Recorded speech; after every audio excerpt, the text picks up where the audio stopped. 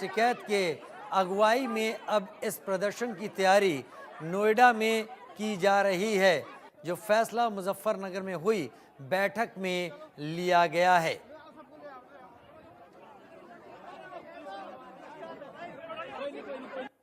Police की भारी मौजूदगी। कल पुलिस ने दलित प्रेरणा स्थल पर कब्जा जमाए हुए इन किसानों को वहां से निकाल दिया था, और जब किसानों को लेकर ये पुलिस यहां से गई तो पीछे दलित प्रेरणा स्थल पर बड़ी बड़ी और महंगी गाड़ियां जो इन किसानों की ही बताई जा रही थी वही छूटी रह गई और कोई वहां पर था नहीं।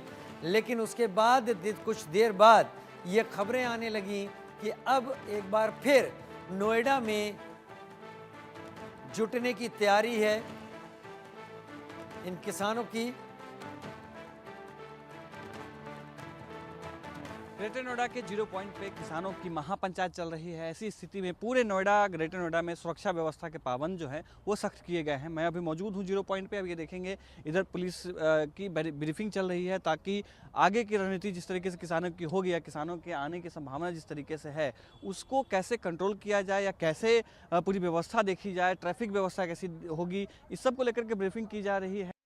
और लगभग 30 जगहों पे पूरे नोएडा, ग्रेटर नोएडा में ऐसे हैं जहां बैरिकेटिंग्स किए गए हैं। इसकी वजह से हो सकता है कि ट्रैफिक की जो दिक्कत है वो हो सकती है। अब ये सब जो हैं जा रहे हैं अपनी अपनी ड्यूटी करने के लिए। आप देखेंगे कि सबको ब्रीफ कर दिया गया है कि कहाँ किस तरीके से काम करना है। इन्होंने हाथ में डंडे और जो भी सुविधाएँ होती हैं, जो भी सुरक्षा के उपकरण होते हैं, उन्होंने ये लगा के रखे हुए हैं। और ये सब किसान आंदोलन जो बीते दिनों हो रहा था उसके बाद पुलिस ने उनको गिरफ्तार किया, उसके बाद ये सब शुरू हुआ है। अब ये देखेंगे क्रेन लगाए गए हैं ताकि जो इस तरह की कोई भी स्थिति होती है जहां पर ट्रैफिक जाम या कुछ इस तरीके की स्थिति उत्पन्न होती है उसको संभालने के लिए तमाम जो उपाय है वो किए जा रहे हैं। जो सीनियर अधिकारी हैं वो मौके पर मौजूद हैं। अब देखना है कि 11 से लेकर के 12 बजे के बीच में किसानों का जमावड़ा यहाँ पर लगना शुरू हो जाएगा, उसके बाद कैसी स्थिति आगे उत्पन्न होती है। कैमरामैन सुधीर के साथ मैं आदित्य कुमार, इंडिया न्यूज, दिल्ली।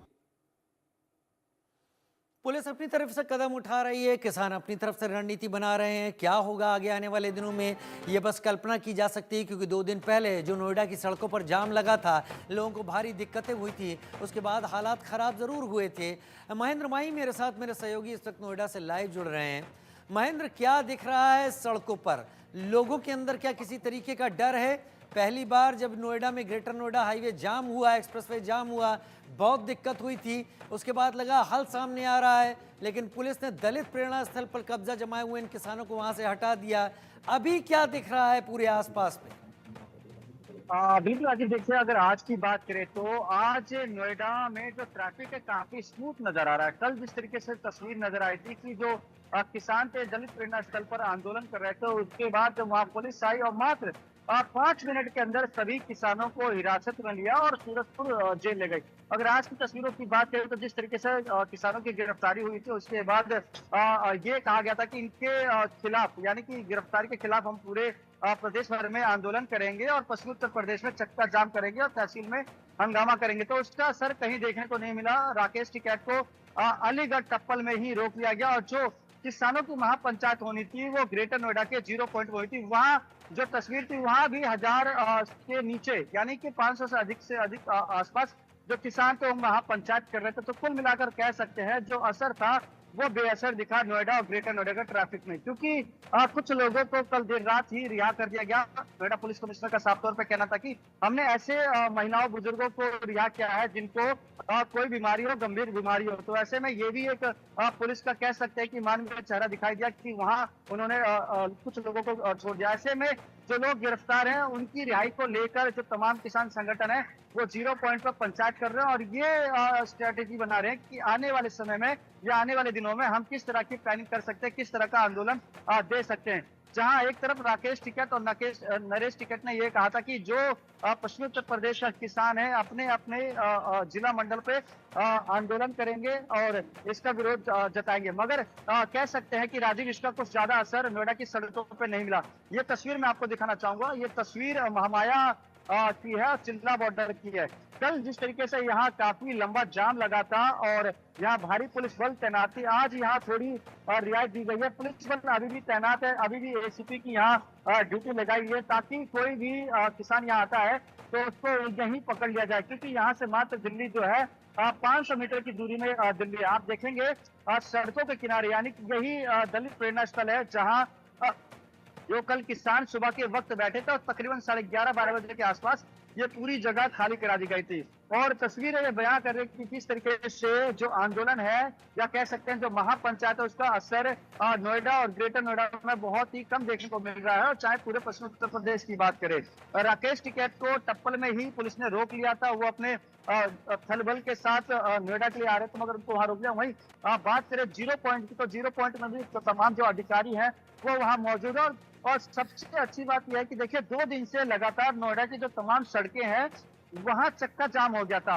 हम परसों की 2 दिसंबर की बात करें तो 2 दिसंबर को हमने देखा किस तरीके से यमुना एक्सप्रेसवे से लेकर कालिंदी कुंज, डीएनडी बॉर्डर, चिल्ला बॉर्डर और महामाया फ्लाईओवर पर तकरीबन 4 से 5 घंटे का जाम लगा रहा था, जिसके कारण जो आम जनता उस जाम में पिसती नजर आई थी। उसके बाद अगले दिन जब किसान वापस दलित प्रेरणा स्थल बैठे, क्योंकि उनसे ये कहा गया था अधिकारियों द्वारा कि आपकी जो 2 बड़ी मांगे हैं, 10% का प्लॉट और 64% का अतिरिक्त मुआवजा, उसकी बात हम मुख्य सचिव से करेंगे और आप अपना धरना समाप्त कर दीजिए, अपने अपने घर लौट जाइए। किसानों का साफ तौर पे कहना था कि हम अपना धरना समाप्त नहीं करेंगे, जगह जरूर बदलेंगे मगर धरना हमारा चलता रहेगा। ऐसे में कल रात एक और खबर सामने आई किसानों के फेवर के लिए कि मुख्यमंत्री योगी आदित्यनाथ ने टीम गठित करने के लिए कहा है, यानी कि जो 5 लोगों की टीम गठित की गई है, जिसमें नोएडा, ग्रेटर नोएडा और यमुना प्राधिकरण के तमाम बड़े अफसर शामिल होंगे।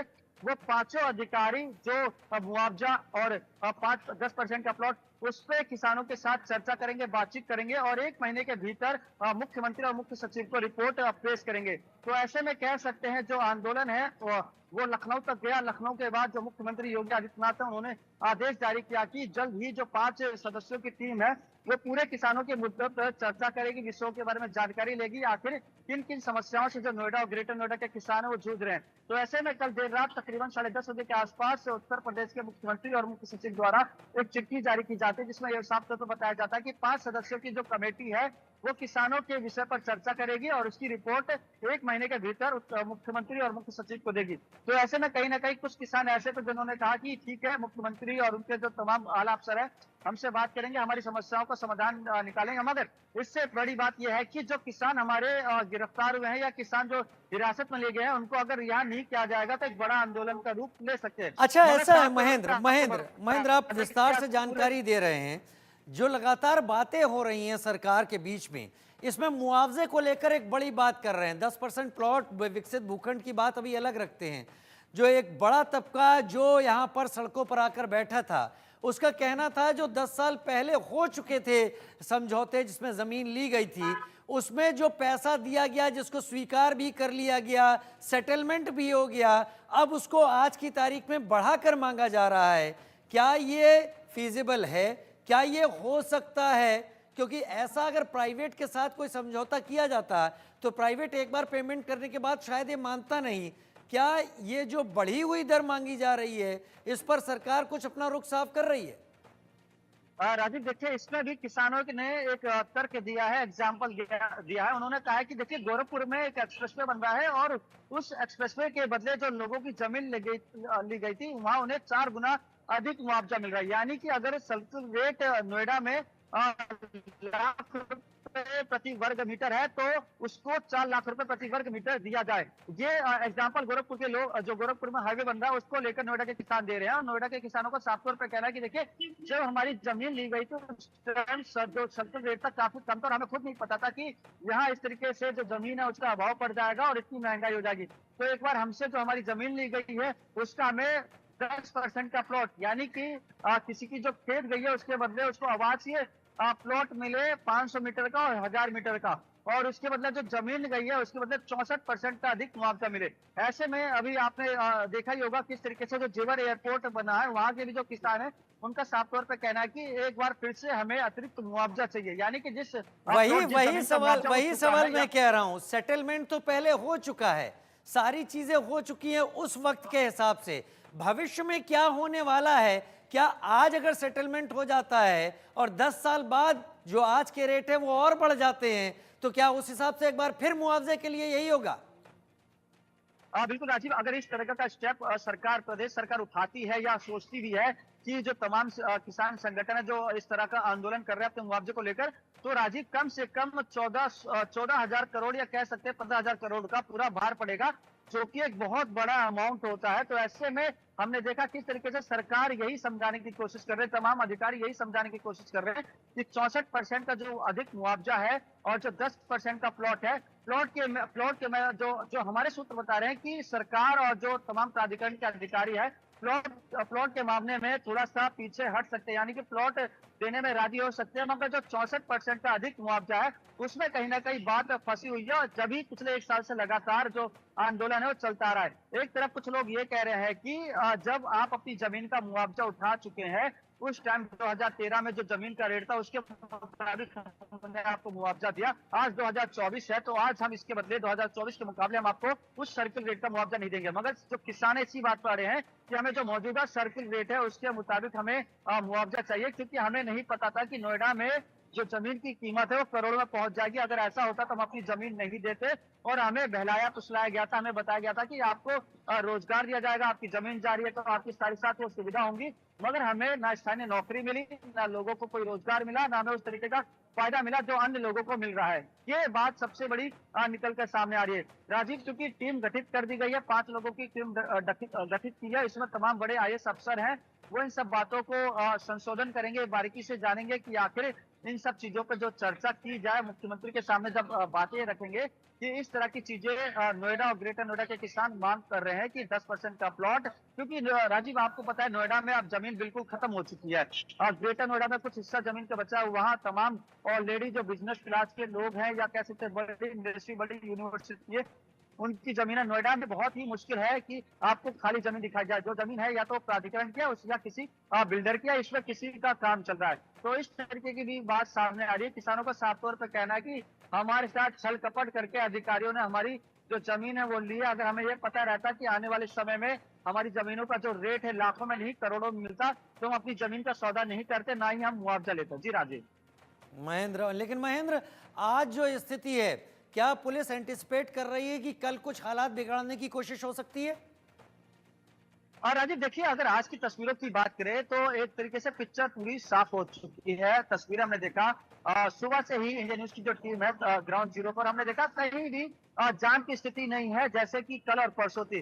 कल परसों की स्थिति बहुत ज्यादा खराब हो चुकी थी। देखिए दोपहर का वक्त है, मैं आपको एक बार फिर से तस्वीर दिखाऊंगा। ये जो तस्वीर है ये चिल्ला बॉर्डर की है और यमुना एक्सप्रेसवे भी इससे जुड़ता है और कालमनी केंद्र इससे जुड़ता है। और आप देख सकते हैं किस तरीके से PSC बल यहाँ तैनात है, QRT टीम यहाँ तैनात है, तमाम आला अफसर तैनात है, LIU की टीम यहाँ तैनात है। यानी कि कोई भी गाड़ी जिसपे किसानों का झंडा लगा है या कोई किसानों का बैनर लगा है, उसको वो रोक रही है, डिटेन कर रही है और हिरासत में ले रही है। तो ये तस्वीर आप देख सकते हैं किस तरीके से नोएडा के महामाया फ्लाईओवर की तस्वीर है। जो गाड़ी की रफ्तार है वो अच्छी गति ठीक में है महेंद्र, आप नजर बनाए जाम की रखें। कोई महेंद्र, समस्या नहीं थी। अभी ट्रैफिक ठीक चल रहा है, लेकिन जैसा राकेश टिकैत का कहना है, हो सकता है कल हालात कुछ बदलें, और अब बदले हुए हालात के लिए पुलिस किस तरीके से तैयार होती है, क्योंकि इस आंदोलन के चलते